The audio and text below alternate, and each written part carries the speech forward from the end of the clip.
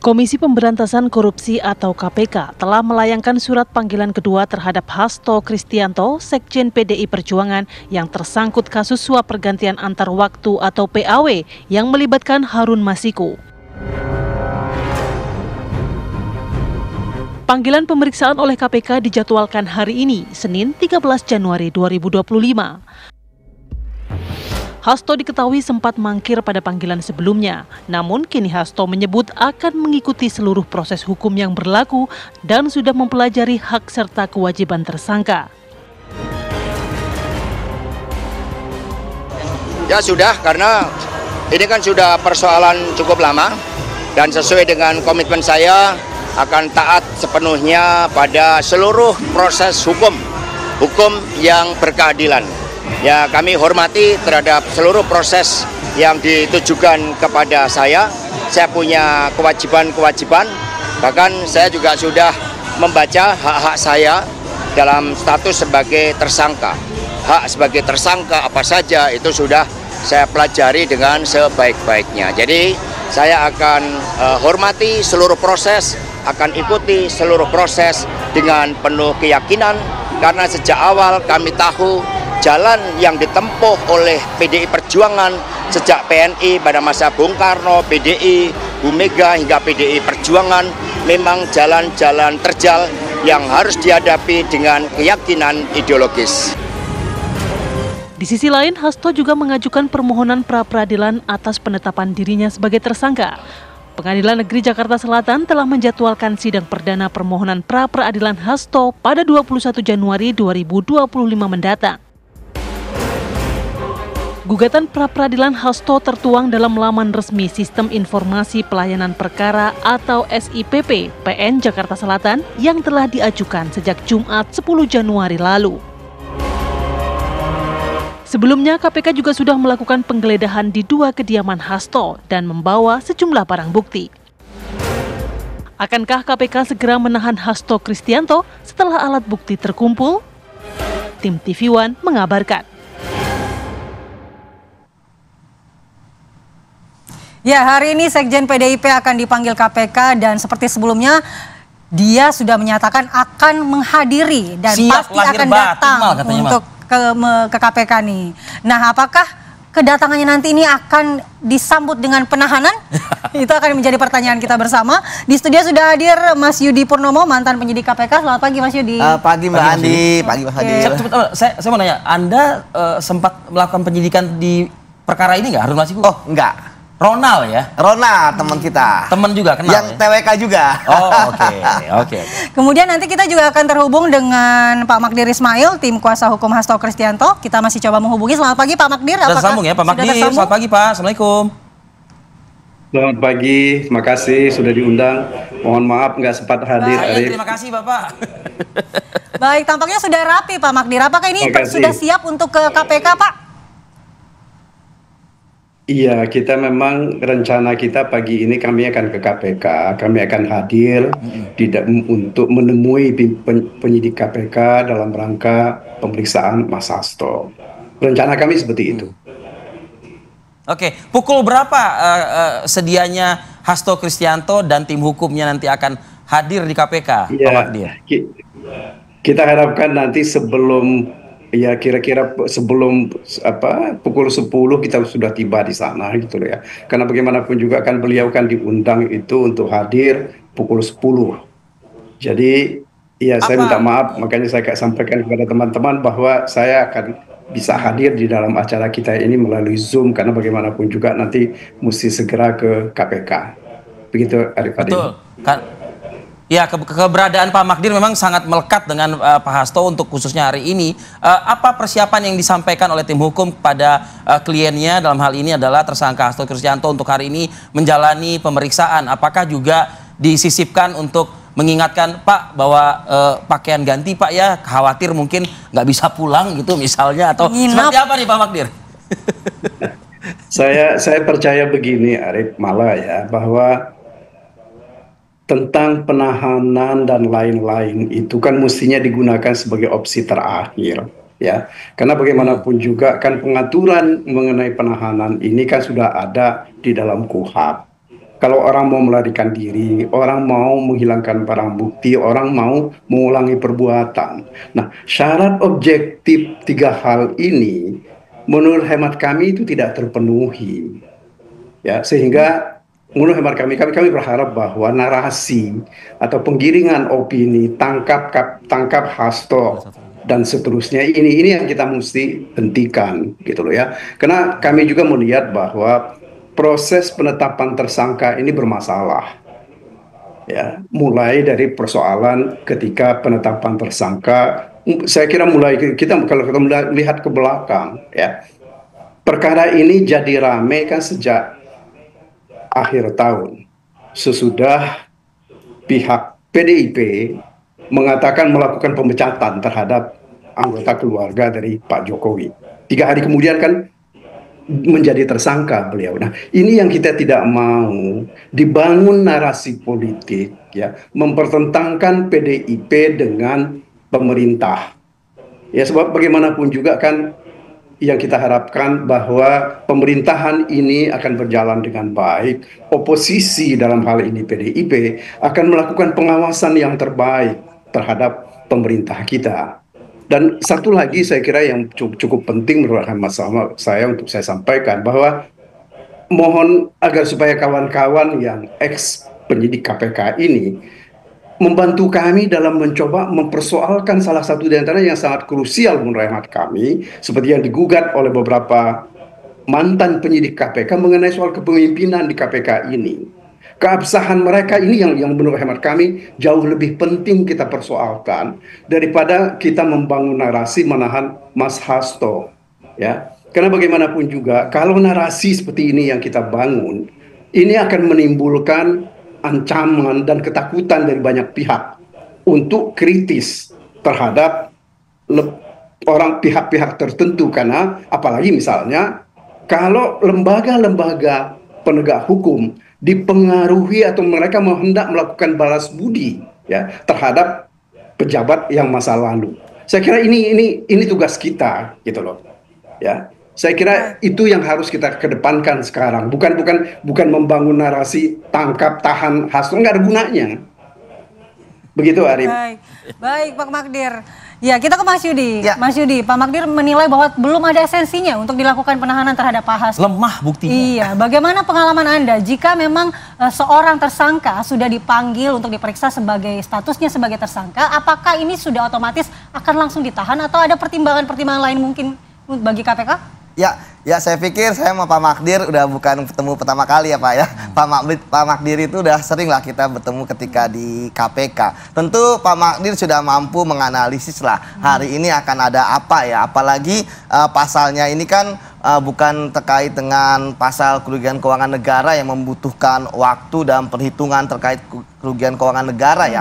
Tetapi pasalnya kan adalah suap dan juga perintangan penyidikan. Artinya tentu penyidik sudah memiliki bukti-bukti dan kasusnya pun di pemberitaan kita bisa melihat banyak saksi ya yang sudah diperiksa. Sementara kita tahu bahwa pengalaman saya ketika melakukan penyidikan itu ketika sudah memanggil tersangka setidaknya berkas itu sudah hampir lengkap.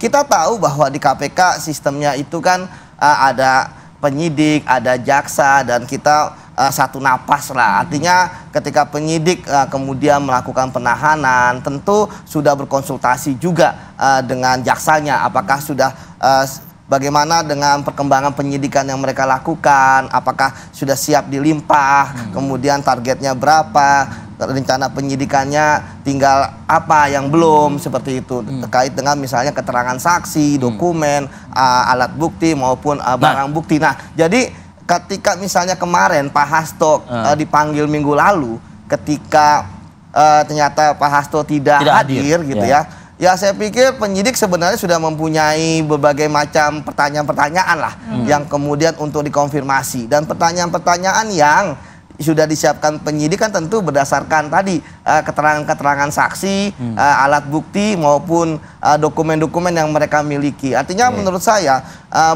bukan hanya terkait dengan alasan objektif dan subjektif juga ya ketika misalnya penyidik akan melakukan penahanan, tetapi juga kelengkapan berkas. Artinya ketika nanti penyidik tentu alasan objektif terkait dengan tindak pidana korupsi kan sudah terpenuhi, termasuk apakah penyidik merasa ada kekhawatiran. Ini kan bahasa di KUHP itu kan kekhawatiran. Ya, apakah akan melarikan diri, apakah akan melakukan perbuatan berulang, atau kan menghilangkan atau merusakkan barang bukti. Artinya tentu semua ini ada di tangan penyidik. Namun bagi saya yang penting, saya senang ketika Pak Magdir jadi pengacara ya, bahwa Pak Hasto akan datang hari ini, itu bagi saya suatu hal yang sangat penting dulu. Siap lahir batin katanya Mas Yudi. Tapi begini Mas Yudi, tapi begini, Anda mengenal sekali Ronald tentunya kan, sama-sama yang di TWK kan gitu lah. Ibaratnya satu nasib satu penanggungan lah gitu ya kan. Nah, informasi apa yang Anda gali dari rekan Anda ini Ronald yang juga diperiksa sebagai saksi dalam kasus ini kan begitu. Artinya bukti itu benar-benar ada atau tidak gitu. Dan kalau dikatakan menghalangi atau merintangi penyidikan, itu apa bentuk menghalangi perintangan penyidikan ini gitu loh? Ya, kalau saya melihat kan dari kesaksian Ronald kan bukan terkait Pak Hasto ya, tapi kan lebih terkait dengan apa yang dilakukan oleh Firly Bahuri ya selaku pimpinan KPK pada saat itu. Sehingga bagi saya tentu ini akan menjadi pengembangan kasus yang harus menjadi prioritas ya bagi pimpinan KPK saat ini. Ada titik temunya atau tidak? Karena kan permasalahannya kan sekarang yang tersangka ini adalah Hasto Kristianto. Nah, bagaimana kita bisa menilai ada titik temu ketika Firly belum diperiksa? Kan itu yang sangat penting. Dan ingat bahwa KPK kan kolektif kolegial. Artinya apakah ketika Firly melakukan seperti yang dikatakan oleh Ronald tersebut, itu adalah memang perbuatan dia sendiri gitu kan, mengambil kebijakan, ataupun ada kolektif kolegial saat itu, tentu akan diperiksa juga pimpinan lain. Kira-kira dari mana dalil komisioner KPK ketika mengumumkan status tersangka Hasto yang menyebutkan kalimatnya itu merendam handphone, memerintahkan kepada Harun Masiku untuk merendam handphone? Dari mana data itu dimiliki oleh komisioner KPK? Gitu? Nah, itu kan yang menurut saya kan belum dibuka oleh KPK. Makanya saya menuntut untuk segera dilimpah ke pengadilan. Karena memang kalau misalnya berdasarkan hanya keterangan saksi, menurut saya akan sangat berat. Pengalaman saya itu ketika keterangan saksi tanpa didukung oleh alat bukti yang lain, ketika dia kemudian mencabut ya keterangan, itu akan sangat sulit. Walaupun kita juga pernah ketika kasus IKTP ya, ketika ada saksi kemudian sudah menuangkan di BAP kemudian berubah ya mencabut laporannya, itu bisa kena pasal lagi gitu kan, memberikan keterangan tidak benar. Tetapi setidaknya penyidik yang dipimpin oleh AKBP Rosa Purwobekti, saya pikir juga bukan penyidik kemarin sore ya, tentu dia pasti sudah menyampaikan kepada pimpinan. Ingat Mas Fadil dan Mbak Andi bahwa dalam proses penetapan tersangka itu kan kita nggak ujuk-ujuk penyidik langsung menetapkan tersangka. Pertama akan diuji dulu di tingkat kedeputian penindakan. Di kedeputian penindakan akan ditanya, di challenge, ya kan, abis-abisan.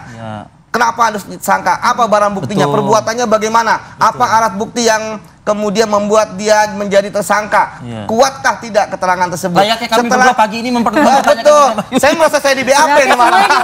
Ya, baru setelah itu baru ke pimpinan. Nah, tapi kan dengan kasus ini KPK disorot dengan adanya unsur atau spekulasi politisasi. Seperti kata Mas Yudi tadi, supaya tidak ada spekulasi politisasi di tubuh KPK, harusnya dibuka bukti-bukti apa sebenarnya yang KPK punya. Nanti kita bahas, tapi kita jeda dulu. KPK, aku baru pikir apa kuyung. Lo KPK, masa nggak ada kerjaan lain? Hah? Yang dituding, yang diubrek-ubrek hanya Pak Hasto gue. Ayo wartawan, tulis itu. Karena sebenarnya kan banyak yang malah udah tersangka. Tapi meneng we. Aku udah kalau tiap hari buka koran, mungkin ada tambahan. Gak ada. Tadi aja sebelum kesini yang ngono. Kali-kali sopo ngono yang rentep-rentep iku lho, kan akeh. Ntar kalau saya ngomong katanya saya ini tidak tidak sopan. Masa kalian gitu takut? Sebenarnya takut tuh apa tuh? Saya kan udah ngomong tuh ilusi.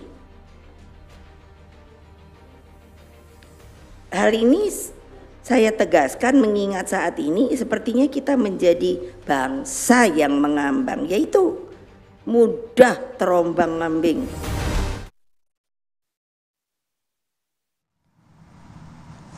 Ya, dan terkait juga dengan pemeriksaan Hasto Kristianto hari ini, kita sudah bergabung dengan Prita Zega yang berada di gedung KPK untuk menginformasikan apakah saat ini sudah ada tanda-tanda kedatangan dari Hasto Kristianto, Sekjen PDIP. Prita Zega, silakan laporan Anda. Ya, selamat pagi pemirsa TV One. Memang benar hari ini akan dijadwalkan pemeriksaan terhadap tersangka kasus dugaan suap pergantian antar waktu Sekjen PDIP Hasto Kristianto. Kalau kemarin malah kami wawancarai di salah satu acara di Gelora Bung Karno 12 Januari 2025, dirinya mengatakan bahwa hari ini berkomitmen akan mengikuti seluruh proses hukum yang dilaksanakan hari ini terhadap dirinya. Dan dari pernyataan dia kemarin juga, dia akan tiba di sini pada pukul 10.00 waktu Indonesia Barat. Kalau ditanya hari ini apakah sudah ada tanda-tanda, kalau di sini kami di sini sebagai awak media sudah menanti ataupun menunggu kedatangan dari Hasto Kristianto, Sekjen PDIP. Namun kalau sesuai yang disampaikan oleh Hasto Kristianto kemarin, dirinya akan tiba di sini pada pukul 10 pagi waktu Indonesia Barat. Dan kalau kita lihat kemarin juga beberapa pernyataan Hasto yang mengatakan bahwa berkomitmen akan mengikuti seluruh proses hukum yang berlaku terhadapnya yang dilaksanakan oleh KPK, termasuk hari ini yang akan juga mengikuti pemeriksaan hari ini. Bahkan ada kata-katanya mengatakan bahwa dirinya sudah mempelajari semua hak-hak dan kewajibannya sebagai tersangka, yang mana beberapa waktu lalu dirinya dinyatakan sebagai tersangka dalam kasus dugaan pergantian antar waktu dalam kasus buronan Harun Masiku yang masuk dalam daftar pencarian orang. Dan juga kalau kita lihat kembali, ini merupakan pemanggilan kedua yang diberikan kepada Hasto Kristianto, di mana pemanggilan pertama seharusnya ini berlangsung pada tanggal 6 Januari 2025. Namun dari Hasto Kristianto sendiri ini tidak hadir dengan alasan sedang mengikuti acara kepartaian, yakni pada beberapa waktu lalu tersebut melaksanakan hari ulang tahun PDIP yang ke-52. Dan hingga hari ini dirinya juga sempat meminta untuk dijadwalkan ulang pada 10 Januari 2025. Namun dari yang disetujui oleh KPK, hari ini pemanggilan ulang hari ini dilaksanakan pada tanggal 13 Januari 2025 yang akan berlangsung hari ini. Dan kalau kita lihat kembali, dirinya disangkakan menjadi tersangka dalam kasus dugaan suap pergantian antar waktu, di mana kalau kita lihat sendiri ini soal kasus Harun Masiku, beberapa waktu lalu juga sudah terjadi penggeledahan yang dilakukan oleh KPK, sehingga ini merupakan proses-proses hukum yang dilaksanakan oleh KPK. Kita akan lihat bagaimana pemeriksaan nanti. Kembali ke Anda. Baik, terima kasih Prita Zega langsung dari gedung KPK Jakarta. Dan kita kembali ke Mas Yudi. Mas Yudi tadi mengungkapkan bahwa dengan kasus ini KPK turut menjadi sorotan karena adanya dugaan atau spekulasi politisasi di tubuh KPK dengan beberapa alasan bahwa kenapa timelinenya cukup lama, kemudian bukti-bukti yang disebutkan dalam konferensi pers oleh pimpinan KPK ini belum atau masih mengawang-awang. Dari mana sebenarnya bukti-bukti itu? Apakah bisa diungkapkan ke publik, Mas Yudi? Ya, bukti-bukti itu kan tidak mungkin diungkapkan ke publik pada saat proses penyidikan ini karena masih bersifat rahasia. Baru kemudian bisa dibuka ketika di pengadilan. Bahkan pun Pak Hasto pun nanti akan mendapatkan satu berkas perkaranya sehingga bisa dipelajari untuk kemudian dijadikan sebagai pembelaan ketika nanti di persidangan. Jadi saya pikir sebenarnya apa yang dilakukan oleh penyidik KPK sudah clear and distinct ya. Tapi pertanyaan-pertanyaan tentu ya harus juga mereka antisipasi ya, karena memang jangan kasus ini, semua kasus kan pasti ada pertanyaannya, akan dicari kelemahannya, baik dari sisi formil terkait dengan prosedur acaranya maupun material. Ya tadi seperti misalnya pembuktian, misalnya bagaimana perintah Pak Hasto untuk kemudian merendam, ya kan tentu akan diuji, ya kan. Seperti apa perintah merendamnya, kemudian apakah dampaknya seperti apa, karena tentu di sini kan yang paling penting kan terkait dengan perintangan penyidikan, maka misalnya ketika merendam handphone, ya handphone menjadi rusak, ya kemudian penyidik terganggu, ya kan untuk melakukan penyidikan, artinya terhalang. Jadi saya pikir itu kan hal yang harus dijawab dan saya pikir sebenarnya sudah bisa diantisipasi. Saya berpikir gini, apakah itu murni pemikirannya seorang Hasto Kristianto merendam handphone atau ada yang mengajarkan dari KPK? Jangan-jangan gitu loh. Hebat juga ya Pak Hasto, tahu ya caranya. Ordal gitu ya. Ordal. Ya itu kan yang harus dibuktikan. Kan saya katakan tadi Ini kan penyidikan bukan hanya satu sprindik ya terkait dengan kasus suap ya, tetapi juga ada kasus perintangan penyidikan yang menurut saya ini bisa melebar. Ingat loh Mas Fadil bahwa penyidiknya itu kan kembali ke titik awal ketika memeriksa terkait dengan lintasan imigrasi. Kita ingat bahwa kenapa lintasan imigrasi itu kemudian diperiksa, karena disitulah titik terakhir publik bisa melihat melalui CCTV ya yang sudah beredar, Harun Masiku terlihat terakhir kali keberadaannya. Oke, saya ke Pak Magdir Ismail. Pak Magdir, bukti kalau misalnya Mas Yudi Purnomo mantan penyidik KPK juga, rekan juga dari seorang Ronald yang diperiksa juga sebagai saksi dalam kasus suap PAW melibatkan Hasto Kristianto ini firm, jadi clean and clear, begitu tanggapan Anda? Begini, apa yang disampaikan oleh Pak Yudi tadi, ini kan kalau di dalam hukum acara, di dalam persidangan misalnya, itu yang kita sebut sebagai keterangan de auditu, keterangan katanya, ya. Nah, itu pertama. Kemudian yang kedua, apa memang betul ada perintangan penyidikan? Sebab kalau andai kata misalnya ada perintah dari Mas Hasto untuk merendam handphone, ya, ucapan itu kapan disampaikan? Sesudah ada penyidikan atau sebelum ada penyidikan? Ya. Ini kan juga kan kami tidak melihat ada bukti permulaan mengenai ini. Jadi bagaimanapun juga, karena yang pokok sebenarnya adalah ketika seseorang disangka melakukan satu perbuatan itu kan mesti ada perbuatan yang merupakan delik inti dari pasal yang dipersangkakan. Kalau merintangi penyidikan, itu mesti ada tindakan merintangi penyidikannya. Itu harus dilakukan. Yang sayangnya sekarang ini oleh teman-teman ex penyidik KPK ini yang terus terang saya merasa tidak sepatutnya dilakukan ketika menarik-narik mantan pimpinan KPK. Ya, seolah-olah itu juga adalah ada intervensi dari pihak luar, dalam hal ini Mas Hasto, atau mungkin saja yang dianggap melakukan intervensi ini adalah partai PDIP terhadap Pak Firly. Apa iya gitu loh Pak Firly itu bisa diintervensi? Saya nggak yakin itu, sebab bagaimanapun juga kita jangan lupa keputusan-keputusan yang diambil oleh pimpinan KPK itu adalah keputusan kolektif kolegial. Apa iya 5 orang itu setuju dengan cara-cara seperti itu? Jadi saya kira sekali lagi kalau saya, mari kita lihat dan berbesar hati melihat kasus ini. Jangan kita lebarkan kemana-mana. Kalau saya berharap bahwa pihak KPK dan teman-teman ex penyidik KPK, mari kita coba cermati betul ya apa dibalik kepentingan politik ya. Kepentingan menjadikan Mas Hasto menjadi tersangka dalam waktu yang terlalu pendek. Sesingkat-singkat. Ya, beberapa hari pimpinan KPK ditetapkan sebagai pimpinan, baru kemudian dijadikan tersangka.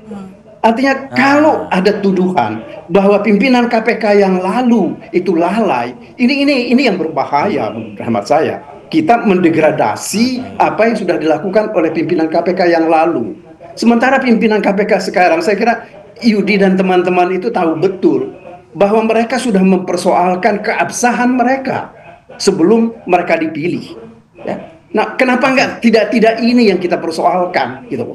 Sehingga asumsi bahwa sekarang ini pimpinan KPK sekarang menjalankan kegiatan-kegiatan di luar hukum, ya, sebagai bentuk dari politik balas budi. Ya, ini yang harus kita hentikan.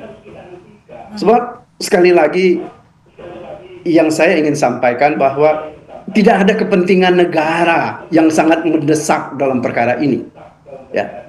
Juga akibat dari kalau dipertentangkan secara keras terus-menerus antara PDIP dan pemerintah, yang rugi itu masyarakat. Rakyat Republik Indonesia ini yang akan rugi. Nah ini mari kita coba lihat dari sisi positif ini ketika kita membicarakan termasuk perkara ini. Kira-kira begitu Mala dan Arif. Oke. Kita minta tanggapannya Yudi Purnomo Harahap usai jeda ya, tapi ya kita jeda dulu, kami akan kembali.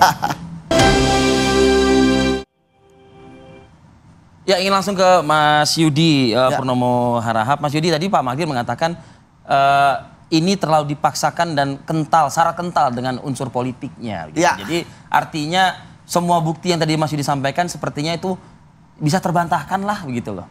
Ya nggak masalah. Apa yang disampaikan oleh Pak Magdir kan memang kapasitas beliau ya sebagai kuasa hukum. Kemudian yang kedua membantahkan hal yang biasa. Nah, karena memang kan sekali lagi batu ujiannya kan di pengadilan ya, baik itu sidang praper ataupun nanti pengadilan perkara pokok. Apakah kemudian itu nanti akhirnya kubu Pak Hasto ataupun KPK yang diamini untuk dimenangkan ataupun kemudian nanti pengadilan pokok dibebaskan atau kemudian divonis bersalah ya hakim. Ya memang semua ini kan tentu karena sifatnya sejajar ya antara tersangka kemudian penegak hukum gitu ya. Jadi bisa saling, KPK pun ketika diserang kan juga membantah gitu ya. Dan tentu tapi normatif ya, tidak masuk ke perkara ya. Tapi menurut Pak Magdir alasan perintangan penyidikan itu tidak kuat. Selain itu juga tadi kalau kata Pak Magdir, Mas Yudi tadi tidak boleh mengait-ngaitkan dengan pimpinan KPK terdahulu. Itu tidak etis kayak gitu. Nggak masalah menurut saya, karena kan itu kan sudah penyidiknya pun saat itu yaitu Mas Tono kan dipanggil sebagai saksi. Ya kan? Sebagai satu alat bukti gitu. Kalau kan. tidak ada kaitannya kenapa dipanggil? Nggak ada kaitan dipanggil. Memanggil pun Mas ya sama Mbak Andi gitu ya kan juga nggak sembarangan manggil ini enggak lah, memanggil saksi itu kan akan diuji. Kenapa kamu memanggil dia? Keterangan apa yang ingin didapatkan? Ya kan? Ya jadi ketika tadi saya katakan penyidiknya kemudian berusaha untuk kembali ke titik nol, tentu ada yang ingin dapatkan tentu selain untuk memperkuat ataupun menambah alat bukti, tentu bisa jadi juga untuk mengembangkan. Jadi semua hal semua bisa dilakukan karena kan penyidik kita itu kan berpikirnya helikopter view gitu ya. Kita bukan hanya perkara ansih ya, tapi kan bisa berkembang. Tadi saya katakan bahwa bisa jadi dari hanya satu yang terlibat bisa jadi banyak. Hanya dari 100 juta bisa jadi 400 miliar. Jadi banyak pengalaman lah yang bisa dilakukan. Namun ya tadi ya tentu karena pas due diligence-nya kan pasti akan diuji baik oleh pihak Pak Hasto maupun nanti di pengadilan baik itu praper maupun pengadilan perkara pokok. Jadi saya pikir memang kalau untuk sekarang itu pasti akan banyak pertanyaan-pertanyaan karena tidak semua bisa diungkapkan ke publik seperti itu Mbak Andi. Oke, Mas Yudi, termasuk juga pernyataan Pak Magdir sebagaimana tadi Anda juga sebetulnya sedikit sudah menyampaikan sih begitu. Tidak mungkinlah seorang Hasto Kristianto bisa melakukan komunikasi atau mungkin membuka komunikasi dengan seorang Firly Bahuri. Nah, jangan-jangan tadi Anda juga kan mengatakan ya memang Firly pun juga memang belum dipanggil dalam kasus Harun Masiku ini begitu. Tapi Anda memberikan sinyal secara tidak langsung bahwa ya bisa jadi mungkin ada ordal misalnya kan begitu yang memberikan gitu informasi untuk menghalangi perintangan. Ini jangan-jangan hanya sekedar agenda momen saja begitu yang disampaikan oleh teman-teman atau seperti apa nih gitu? Ya, saya pikir kan tadi saya katakan bahwa pembuktian kan merupakan hal yang penting. Ya, dugaan-dugaan, analisis-analisis kan tentu harus selalu disampaikan. Namun bagi saya juga ingin supaya penanganan ini komprehensif. Ya, siapa yang bersalah harus mempertanggungjawabkan. Kalau memang sekali lagi ada alat buktinya. Tapi kalau tidak ya istilahnya ya jangan juga gitu kan, nanti malah ada dugaan kriminalisasi atau intervensi ataupun rekayasa. Tapi saya masih percaya bahwa teman-teman saya di dalam tidak akan tidak akan mungkin mereka membuat keterangan palsu dari termasuk juga pernyataan Pak Magdir menyebutkan baru saja dilantik 5 komisioner sudah memperkarakan kasus suap PAW ini dengan tersangka Hasto Kristianto. Ya, yang kita tahu kan kalau untuk penetapan tersangka kan di awal memang ini ya. Tetapi kan kita juga nggak tahu apakah ada kasus yang lain yang belum disampaikan oleh KPK. Ya, jadi kalau saya pikir prioritasnya kenapa ini duluan ya? Ya ketika misalnya bukan di KPK kan tidak ada prioritas dan sebagainya. Mana yang alat buktinya sudah kuat itu yang kemudian diajukan kepada pimpinan. Artinya bukan tebang pilih tapi tebang matang gitu. Matang dulu baru oke. Baru oke. Kalau enggak akan kuat Mas. Banyak kasus misalnya kayak Formula E. Ya kan mau dipaksakan kayak apapun ya tetap aja di penyelidikan nggak naik penyidikan. Walaupun misalnya ada tekanan si ini mau jadi tersangka. Kalau memang nggak ada buktinya nggak akan naik. Katanya ada oknum ordal juga untuk kasus itu. Iya. Jadi kita jadi melebar jadinya. Nggak apa-apa. Ini untuk kita mau isanya face to face ya, apple to apple ya. Bahwa di KPK kalau memang mau ditarget, mau di apa, kalau memang buktinya nggak kuat, ya nggak akan naik, ya kan itu. Misalnya kayak Tunggu dulu mateng aja dulu baru. Iya, nunggu mateng nggak mungkin karena mempertaruhkan reputasi, profesionalitas dan ini kan reputasi 5 komisioner ini dipertanyakan. Betul. Gitu. Ini loh, mereka udah dipilih, dipilih di DPR juga, ya kan? Artinya dan tidak ada dissenting opinion. Iya, dari pernyataan Pak Ketua KPK kan kami sepakat bulat setuju. Kan ingat loh Mas, 5 orang ini kan bukan kaleng-kaleng semua. Latar belakangnya jaksa 2, polisi 1, auditor 1. Auditor BPK malah ya, waktu itu komisioner BPK. Kemudian yang terakhir hakim. Kan nggak mungkin mereka kemudian pikirannya diuji di depan sama. DPR. Iya, diuji DPR juga. Semua fraksi ada di situ. Sudah dipilih. Itulah. Berarti susah juga ya kalau 5-5-nya ini sudah setuju dengan kasus ini. Betul. Betul. Intervensinya dari mana gitu kan? Betul. Ada satu aja yang nggak setuju, pasti akan kita ulang eksposnya. Sampai yang satu ini punya. Terakhir nih. Ya, respons dari Pak Magdir bagaimana Pak? Silakan Pak.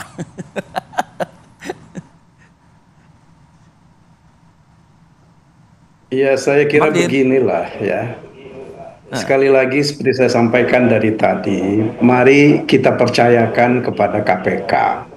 Mari, dan selain itu, mari kita juga percayakan kepada pihak pengadilan. Karena bagaimanapun juga kami kan sudah juga menyampaikan permohonan pra peradilan. Jadi kalau saya sih terus terang saya sih berharap bahwa pemeriksaan ini baru boleh dilanjutkan kalau sudah ada putusan pra peradilan yang nanti menentukan apakah memang penetapan tersangka itu sah atau tidak sah. Sebab akan menjadi percuma kalau dilakukan pemeriksaan terus-menerus, kemudian misalnya permohonan pra peradilan kami itu dikabulkan oleh pengadilan dan penetapan tersangka dinyatakan tidak sah. Saya kira ini yang mungkin harus kita sampaikan secara bersama kepada masyarakat. Itu yang pertama. Kemudian yang kedua, sekali lagi seperti saya sampaikan dari awal tadi, mari kita coba mengurangi ya ucapan-ucapan atau pemberitaan-pemberitaan yang akan mempertentangkan pemerintahnya Bapak Presiden Prabowo ini dengan pihak PDIP. Sebab sekali lagi seperti saya sampaikan dari tadi, pemerintah negara tidak punya kepentingan apapun terhadap kasus ini. Ya, politisasi ini akan sangat berbahaya sebab seandainya nanti ini diteruskan cara-cara seperti ini, tidak tertutup kemungkinan pihak-pihak yang lain, termasuk misalnya pimpinan-pimpinan partai yang lain, kalau didorong terus-menerus dengan opini, ini ada korupsi, ini ada tindakan-tindakan amoral misalnya atau tidak benar, ini berbahaya buat bangsa ini. Mari kita cukupkan dulu perselisihan pikiran dan pertentangan pikiran kita mengenai persoalan ini. Sekali lagi, Arif, Yudi, dan juga Mala, mari kita sama-sama mencoba mengawal ini dalam arti bahwa kita berharap bahwa ini ada penyelesaian kasusnya secara baik tanpa melibatkan kepentingan politik. Sebab kami merasakan bagaimana perasaan teman-teman di PDIP ya, bahwa perasaan ada politisasi itu sangat-sangat kental gitu loh. Apalagi penetapan tersangka Pak Hasto sebagai sekjen ini baru 3 hari beliau itu menjadi pimpinan KPK. Nah, ini yang seharusnya tidak boleh terjadi. Ya, makanya dari di depan tadi saya katakan saya berharap bahwa Pak Yudi dan teman-teman ex penyidik KPK ini juga mari kita coba kritisi tindakan-tindakan pimpinan KPK yang menurut hemat kami ini absah. Sebab teman-teman ini dulu meskipun saya tidak lihat ada namanya Yudi Purnomo sebagai pemohon, tetapi yang pemohon ini kan koleganya Yudi Purnomo semua gitu loh. Ya, mari itu yang kita cermati. Saya kira begitu. Meskipun saya tahu, saya kenal ada teman juga yang masih cukup banyak sebenarnya berpikir jernih di KPK. Tetapi yang kita tidak mau itu ya bahwa ada orang-orang tertentu yang dimanfaatkan oleh orang tertentu untuk kepentingan mereka yang tidak ada kaitannya dengan kepentingan negara. Baik, Saya terima kira kasih begitu, Pak Magdir Ismail. Fadil. Kita akan kawal bersama kasus ini dan juga kita akan memantau bagaimana jalannya pemeriksaan Pak Hasto hari ini di Pada pukul KPK. 10 tadi informasinya. Iya. Terima Baik, kasih. terima kasih Mas Yudi, terima kasih Pak Magdir. Pak Magdir, Sehat terima kasih selalu. Pak Magdir, sehat selalu Pak.